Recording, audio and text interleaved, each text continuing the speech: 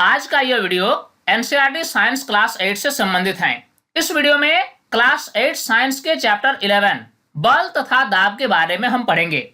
आपके NCERT books के अभ्यास में जितने तरह के प्रश्न दिए गए हैं सभी प्रश्नों को हम विस्तार से समझेंगे और उसका उत्तर लिखेंगे। तो इस प्रकार ये वीडियो आपके लिए काफी हेल्पफुल होने वाली है। इस वीडियो को आप लास्ट तक जरूर देखें। तो आइए वीडियो हम शुरू करते हैं।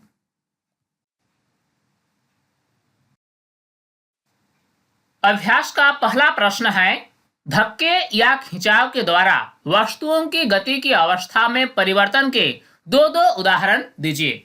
इस प्रश्न में धक्के के कारण वस्तुओं की गति में जो अवस्था परिवर्तन होता है उसका दो उदाहरण देना है और खिंचाव के द्वारा वस्तु की गति की अवस्था में जो परिवर्तन होता है उसका दो उदाहरण देना है। तो आइए इस प्रश्न का हम उत्तर लिखते हैं। धक्के के कारण गति की अवस्था में परिवर्तन के दो उदाहरण निम्नलिखित हैं। पहला उदाहरण यह है कि हाथ से धक्का देकर दरवाजा खोलना। जब हम हाथ से धक्का देकर दरवाजा खोलते हैं तो इसमें दरवाजे की गति की अवस्था में परिवर्तन होता है। यह उदाहरण है धक्के के द्वारा वस्तु की गति की अवस्था में परिवर्तन। अगला उदाहरण है हॉकी के खिलाड़ी का गेंद पर प्रहार। जब कोई हॉकी के खिलाड़ी गेंद पर प्रहार करता है तो गेंद की गति की अवस्था में भी परिवर्तन होता है। यह धक्के के कारण होता है। इसी प्रकार हम लिखेंगे खिंचाव के कारण गति की अवस्था में परिवर्तन के दो उदाहरण। पहला है कुएं से रस्सी द्वारा बाल्टी खींचना। जब कुएं से हम रस्सी के द्वारा बाल्टी को खींचते हैं तो इसमें बाल्टी की गति की अवस्था में परिवर्तन होता है और यह परिवर्तन खिंचाव बल के कारण होता है। अगला उदाहरण है बच्चों द्वारा खिलौना गाड़ी को डोरी से खींचना। आप देखे होंगे कि बच्चे खिलौना गाड़ी को डोरी की सहायता से खींचते हैं। इसमें खिलौना गाड़ी की गति की अवस्था में परिवर्तन होता है और यह परिवर्तन खिंचाव बल के कारण होता है। इस प्रकार पहला प्रश्न का जवाब कंप्लीट हो गया। अब हम अगला प्रश्न देखते हैं। अभ्यास का प्रश्न संख्या 2। इसमें पूछा गया है ऐसे दो उदाहरण दीजिए जिनमें लगाए गए बल द्वारा वस्तु की आकृति में परिवर्तन हो जाए। इस प्रश्न के जवाब में हमें दो उदाहरण देना है जिसमें यह प्रतीत हो कि लगाए गए बल के कारण वस्तु की आकृति में परिवर्तन हो जाता है। तो आइए इस प्रश्न का हम उत्तर लिखते हैं। बल द्वारा वस्तु की आकृति में परिवर्तन के दो उदाहरण। पहला है गुब्बारे को दबाना। जब फूली हुई गुब्बारे को हम हाथ से दबाते हैं तो हाथ के द्वारा फूली हुई गुब्बारे पर हम बल लगाते हैं और इस प्रकार लगाए गए बल के कारण फूली हुई गुब्बारे की आकृति में परिवर्तन होता है।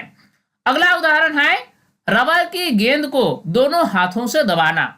जब एक रबर की गेंद को दोनों हाथों से हम दबाते हैं तो ये वस्तु की आकृति में परिवर्तन लाती है। इस प्रकार इस प्रश्न का जवाब पूरा हुआ। अब हम अगला प्रश्न देखते हैं। अब हम आगे बढ़ते हैं और देखते हैं अभ्यास का प्रश्न संख्या 3। निम्नलिखित कथनों में रिक्त स्थानों की पूर्ति कीजिए।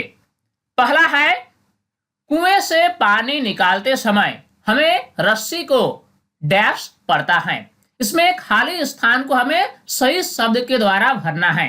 सही जवाब क्या होगा कि कुएं से पानी निकालते समय हमें रस्सी को खींचना पड़ता है। अगला है एक आवेशित वस्तु अनावेशित वस्तु को डैश करती है। एक वस्तु जो कि आवेशित है और दूसरा वस्तु जो कि अनावेशित है जिसमें कोई आवेश नहीं है। इन दोनों वस्तुओं के बीच क्या क्रिया होगी? इसका सही जवाब होगा एक आवेशित वस्तु अनावेशित वस्तु को आकर्षित करती है। जब एक आवेशित वस्तु और एक अनावेशित वस्तु एक दूसरे के करीब हो तो ऐसी स्थिति में दोनों वस्तुओं के मध्य आकर्षण का बल कार्य करेगा। अगला है सामान से लदी ट्रॉली को चलाने के लिए हमें उसको डैश पड़ता है। सही जवाब क्या होगा? सामान से लदी ट्रॉली को चलाने के लिए हमें उसको धक्का देना पड़ता है, यानी सही शब्द होगा धक्का देना। प्रश्न संख्या घ में पूछा गया है किसी चुंबक का उत्तरी ध्रुव दूसरे चुंबक के उत्तरी ध्रुव को डैश करता है। तो चूंकि हम जानते हैं कि चुंबक के समान ध्रुव एक दूसरे को प्रतिकर्षित करते हैं, परंतु असमान ध्रुव एक दूसरे को आकर्षित करते हैं, यानी सही शब्द जो कि रिक्त स्थान पर भराएगा वो क्या होगा? किसी चुंबक का उत्तरी ध्रुव दूसरे चुंबक के उत्तरी ध्रुव को प्रतिकर्षित करता है। अगला है प्रश्न संख्या 4। एक धनुर्धर लक्ष्य पर निशाना साधते हुए अपने धनुष को खींचती है, तब वह तीर को छोड़ती है जो लक्ष्य की ओर बढ़ने लगता है। इस सूचना के आधार पर निम्नलिखित प्रकथनों में दिए गए शब्दों का उपयोग करके रिक्त स्थानों की पूर्ति कीजिए। इस प्रश्न में हमें कुछ शब्द दिए जाएंगे, उन सभी शब्दों का उपयोग करके जो खाली स्थान होगी उसको हमें भरना है। इस प्रश्न में दिया गया है कि एक धनुर्धर है जो लक्ष्य पर निशाना साधते हुए धनुष को खींचता है और फिर तीर छोड़ता है, और इस प्रकार तीर जो है वह लक्ष्य की ओर आगे बढ़ने लगता है। इस सूचना के आधार पर हमें जो रिक्त स्थान दिए जाएंगे उससे हमें भरना है। तो सबसे पहले आइए हम देखते हैं कि कौन कौन से शब्द हमें दिए गए हैं इस प्रश्न में, जिसका उपयोग करके हमें रिक्त स्थान को भरना है। इस प्रश्न में कुछ शब्द दिए गए हैं, जैसे पेशीय, संपर्क, असंपर्क, गुरुत्व, घर्षण, आकृति और आकर्षण। इन सभी शब्दों का उपयोग करके हमें रिक्त स्थानों को भरना है। अब आइए हम आगे बढ़ते हैं और पहला प्रश्न देखते हैं। धनुष को खींचने के लिए धनुर्धर एक बल लगाती है जिसके कारण इसकी डैश में परिवर्तन होता है। इस खाली स्थान पर क्या शब्द आएगा? धनुष को खींचने के लिए धनुर्धर एक बल लगाती है जिसके कारण इसकी आकृति में परिवर्तन होता है। जब धनुष को खींचा जाता है धनुर्धर के द्वारा, तो धनुर्धर धनुष पर बल लगाता है, जिसके कारण क्या होता है कि धनुष की आकृति में परिवर्तन होती है। अगला प्रश्न है, धनुष को खींचने के लिए धनुर्धर द्वारा लगाया गया बल डैश बल का उदाहरण है। धनुष को खींचने के लिए धनुर्धर किस प्रकार का बल लगाता है? सही शब्द क्या होगा? धनुष को खींचने के लिए धनुर्धर द्वारा लगाया गया बल पेशीय बल का उदाहरण है।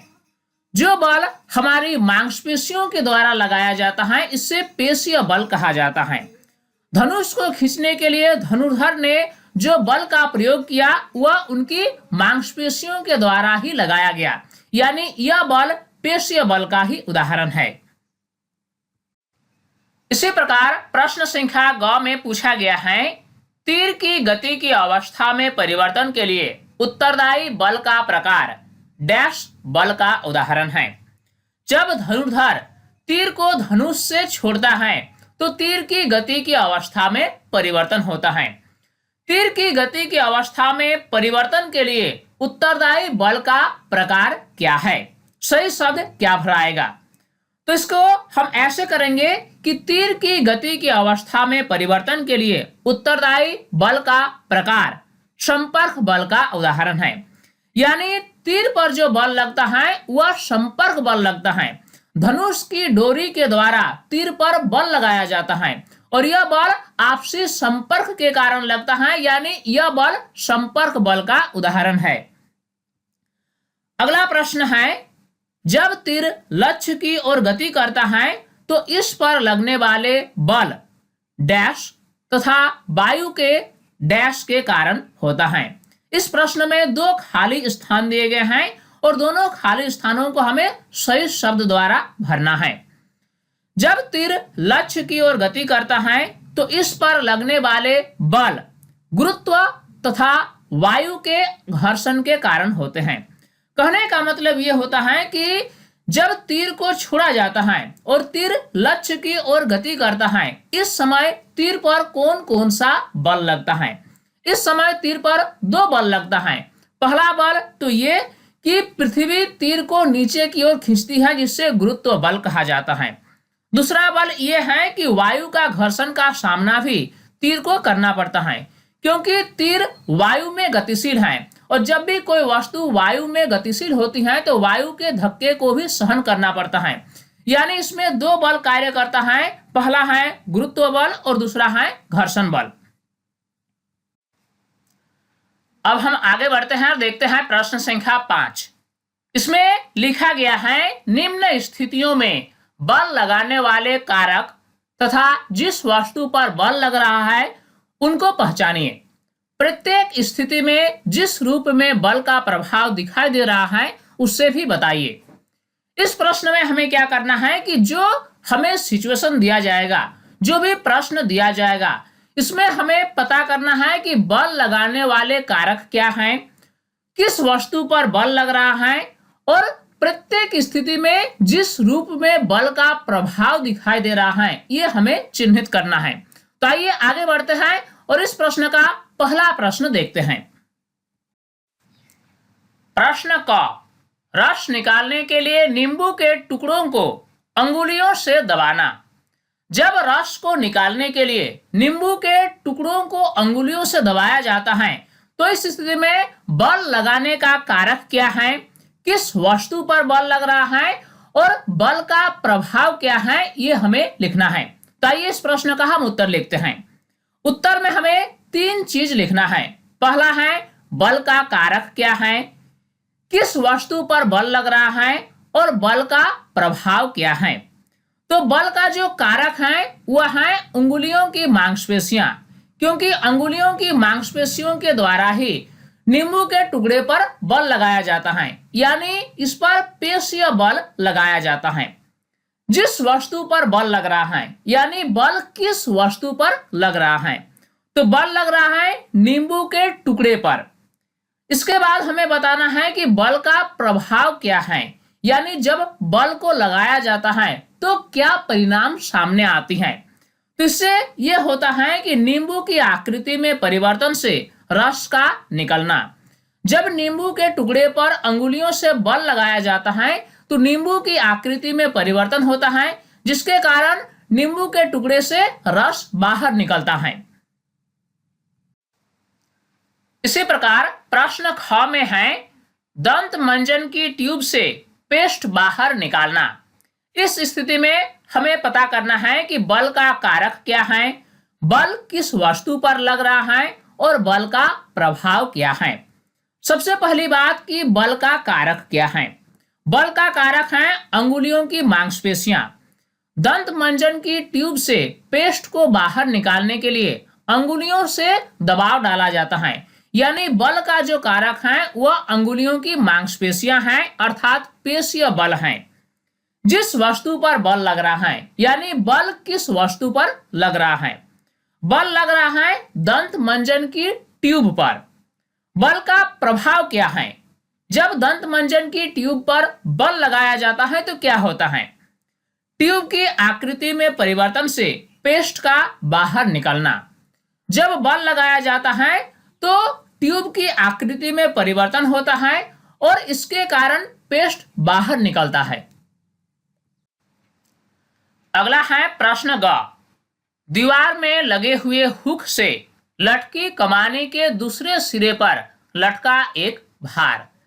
इस प्रश्न में यह बताया गया है कि दीवार में एक हुक लगी हुई है और इस हुक के सहारे एक कमानी को लटकाया गया है।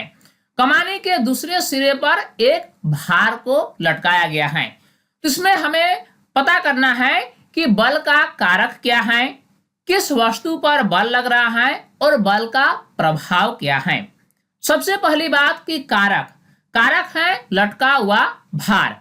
कमानी के दूसरे सिरे पर जो भार लटक रहा है वही बल का कारक है, यानी इसी भार के कारण कमानी पर बल लग रहा है। किस वस्तु पर बल लग रहा है, यह बल लग रहा है हुक पर। दीवार पर जो हुक लगी हुई है इस हुक पर बल लग रहा है। बल का प्रभाव क्या है, चूंकि जब भार को लटकाया जाता है तो बल के प्रभाव के कारण कमानी खिंच जाती है।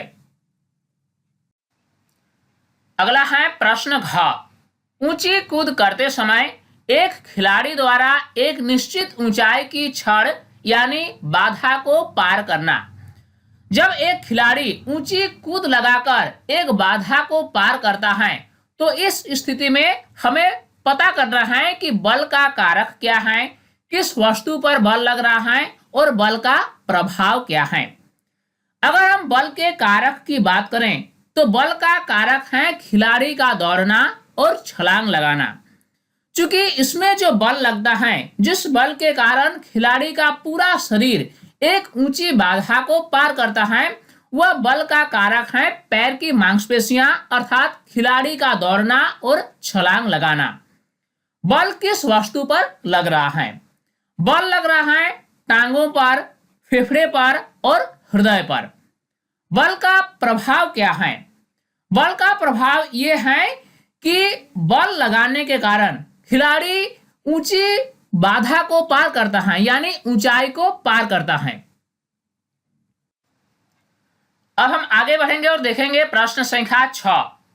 एक औजार बनाते समय कोई लोहार लोहे के गर्म टुकड़े को हथौड़े से पीटता है।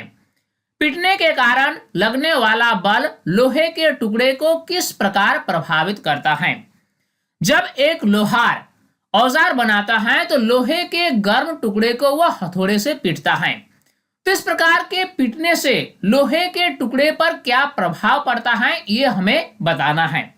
इसका जवाब क्या होगा कि पीटने के कारण लोहे के टुकड़े फैल जाते हैं और इसकी आकृति में परिवर्तन हो जाता है।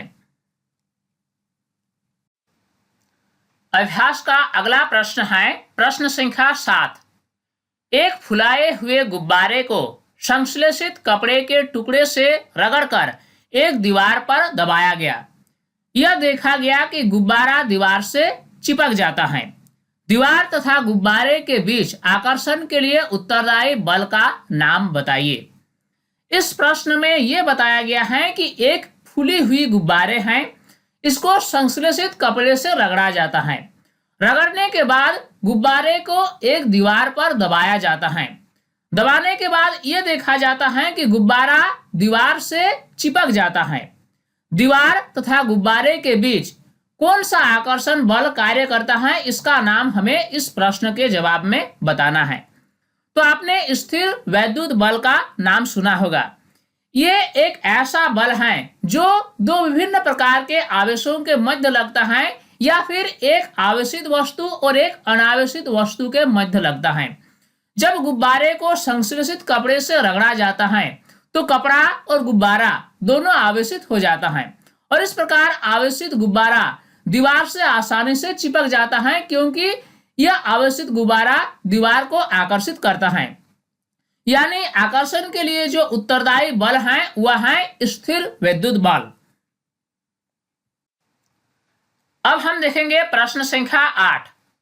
आप अपने हाथ में पानी से भरी एक प्लास्टिक की बाल्टी लटकाए हुए हैं।